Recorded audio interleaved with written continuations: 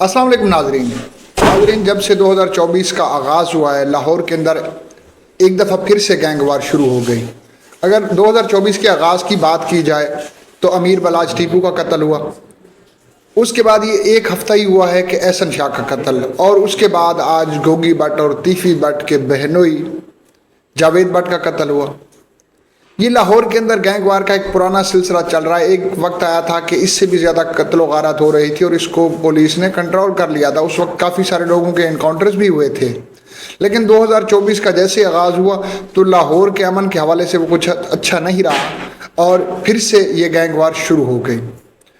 आज FC college, जो कि लाहौर का मशहूर कॉलेज है, फॉर्मन क्रिश्चियन कॉलेज, उसके सामने कैनाल रोड के ऊपर आज बारिश हुई और ट्रैफिक थोड़ी स्लो थी या जैम समझ लो, तो उस वक्त दो मोटरसाइकिल सवार आए और उन्होंने तीफ़ी भट्ट के बहनोई जावेद भट्ट के ऊपर अंधाधुंध फायरिंग कर दी और उनकी मौके पे ही डेथ हो गई। साथ में उनकी फैमिली भी थी। उनकी बीवी इस वक्त ज़ख्मी हैं और हस्पताल के अंदर एडमिट हैं, और तीफ़ी भट्ट के बहनोई की लाश को इस वक्त हस्पताल के अंदर पोस्टमार्टम के लिए भेज दिया गया है। अब यहाँ पे काफ़ी सारे सवालात जन्म लेते हैं कि क्या इसके पीछे अमीर बलाज गैंग का हाथ है, या फिर इसके पीछे एहसन शाह गैंग का हाथ है, या उनकी कोई पर्सनल दुश्मनी थी, या इन दो बड़े ख़ानदानों की दुश्मनी के अंदर कोई तीसरी पार्टी है जो अपना फ़ायदा उठा गई है।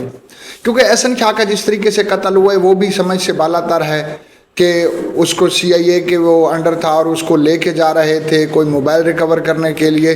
तो वो स्टोरी जो है वो काफ़ी सारे सीनियर कानूनदान जो हैं वो कहते हैं कि वो बड़ी कमज़ोर स्टोरी है। जो FIR बनाई गई उसकी स्टोरी काफ़ी हद तक कमज़ोर है, और वैसे भी वो अमीर बलाज के कत्ल के अंदर सहूलतकार था और उसकी बेल भी चंद महीनों के अंदर हो जानी थी। तो अब जब से ये तीफ़ी भट्ट के बहनोई का कत्ल हुआ है तो इस वक्त मीडिया पे हर बंदा यही बात कर रहा है कि आखिरकार इसके पीछे कौन है।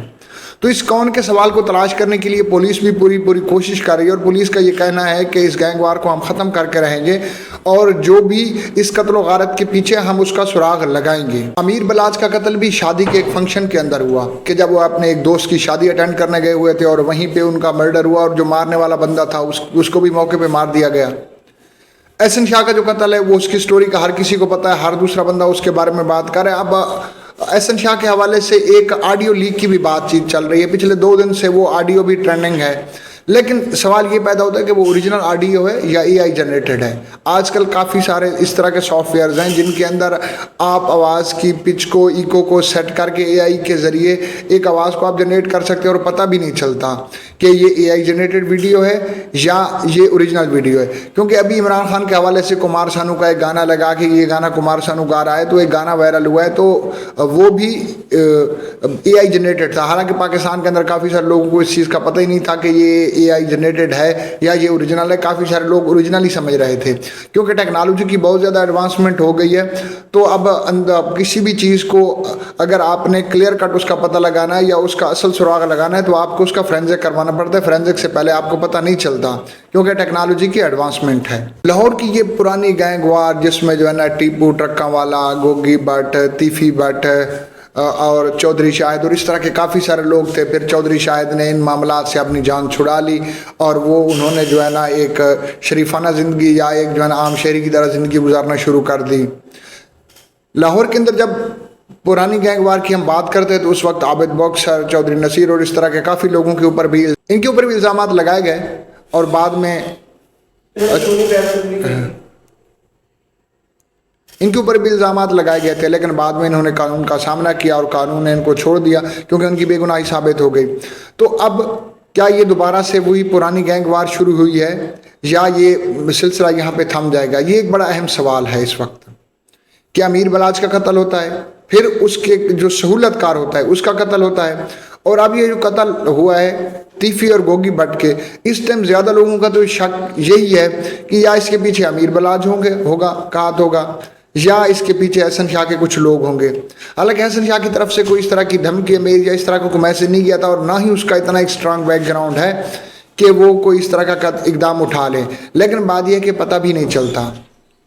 अब पुलिस इसके ऊपर तहकीकात कर रही है और इंशाल्लाह आइंदा चंद घंटों के अंदर पुलिस इस चीज़ को क्लियर कर देगी कि इसके पीछे इन पुरानी गैंग्स का हाथ है या उनका कोई ज़ाती दुश्मन था, क्योंकि इस वक्त तक वक़ुए की जो एक्चुअल वजह है उसके बारे में कुछ नहीं बताया गया।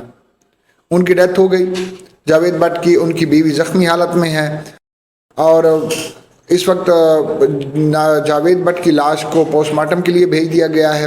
ابھی تک جنازے کا بھی پتہ نہیں ہے کہ ان کا جنازہ کتنے بجے ہوگا، اور پولیس اس کے اوپر اپنی رپورٹ میں کیا لکھتی ہے یا سراغ لگا کے ان ملزمان کے بارے میں کیا بتاتی ہے، ان کا موقف بھی جلد آپ کو بتائیں گے۔ ملتے ہیں نیکسٹ ویڈیو میں، تب تک